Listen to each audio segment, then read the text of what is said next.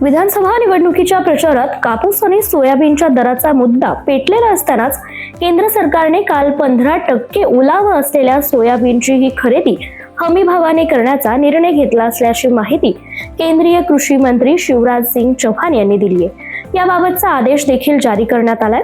आजच्या निर्णयामुळे केवळ एवनच नाही तर सर्व प्रकारच्या सोयाबीनची खरेदी केली जाणार आहे। महाराष्ट्रात सोयाबीन खरेदीसाठी कोणतीही अडचण येऊ नये यासाठी आदेश देखील जारी करण्यात आले, अशी माहिती चौहान यांनी दिली आहे।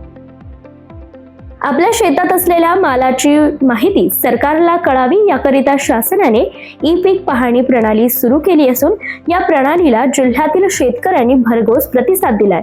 यंदा जालना जिल्ह्यातील ई पीक पाहणीची प्रक्रिया 73% पूर्ण झाली असून यामध्ये 4 लाख शेतकऱ्यांनी पीक पेऱ्याची नोंदणी केली आहे। दरम्यान ज्या शेतकऱ्यांनी ई पीक पाहणी पूर्ण केली नाही त्यांना शासनाच्या विविध योजना, अनुदान वाटप आणि नैसर्गिक आपत्तीच्या काळात मिळणाऱ्या मदतीपासून मात्र मुकावं लागणार आहे।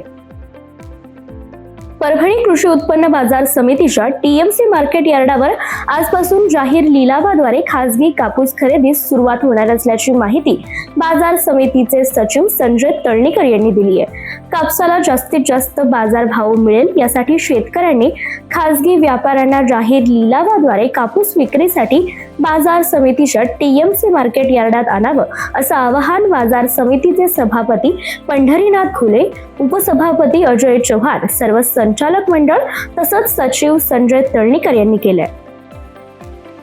विधानसभा निवडणुकीत सोयाबीन दरवाढीचा मुद्दा हा कळीचा ठरलाय। याचा निकालावर परिणाम होण्याची शक्यता पाहता दरवाढीच्या अनुषंगाने शासनाकडून हमी भावाने खरेदी करता सोयाबीन ओलावा 12% वरून 15% करण्याचा निर्णय घेण्यात आलाय। त्यानंतर बाजारात काही अंशी सुधारणा अनुभवण्यात आली असून प्रति क्विंटल 200 ते 300 अशी वाढ नोंदवण्यात आली आहे। राज्यातील पोल्ट्री व्यावसायिकांना निकृष्ट दर्जाच्या कुक्कुट खाद्याच्या पुरवठ्याचा फटका बसतोय। यामुळे करार केलेल्या कंपन्यांबाबत मुळशीसह पुणे जिल्ह्यात कुक्कुट पालकांकडून संताप व्यक्त होतोय। कंपन्यांनी त्वरित दखल न घेतल्यास पोल्ट्रीधारक पशुसंवर्धन विभागाच्या कार्यालयासमोर उपोषणास बसण्याचा इशारा कुक्कुट पालकांसह महाराष्ट्र पोल्ट्री योद्धा संघटनेने दिलाय।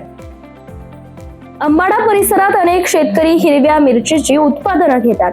या परिसरात अगदी 8 किलोमीटरवर हिरव्या मिरचीची मार्केट आहेत। येथून अनेक राज्यात मिरच्या विकल्या जातात। सुरुवातीला मोठ्या प्रमाणात भाव मिळाला, परंतु आता बाजारात मिरचीला भाव मिळत नसल्याने हिरव्या मिरचीने शेतकऱ्यांच्या डोळ्यात पाणी आणलं। शेतकऱ्यांनी लावलेला खर्च देखील निघत नसल्याने शेतकऱ्यांपुढे मोठी अडचण निर्माण झालेली दिसून येते। राज्यात रब्बीचा पेरा अतिशय वेगाने पुढे जात असून शेतकऱ्यांनी गेल्या वर्षीच्या तुलनेत आतापर्यंत 140% पेरा केलाय। यंदा एकूण पेरा 6 ते 7 लाख हेक्टरने वाढण्याची शक्यता आहे, असं कृषी विभागाकडून सांगण्यात आलंय।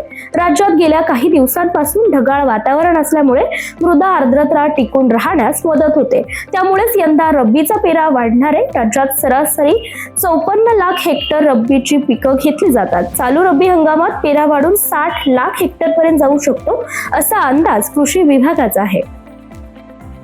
थंडीत वाढ होताच देशभरात अंड्यांच्या मागणीत देखील वाढ नोंदवण्यात आली आहे। त्यामुळे सध्या अंड्यांच्या दराने चांगलीच उसळी घेतली आहे। त्यातच मका आणि सोया पेंडच्या दरात घसरण झाल्याने प्रति नग अंड्याचा उत्पादकता खर्चही कमी झाल्याने लेयर पोल्ट्री व्यावसायिकांना मोठा दिलासा मिळालाय।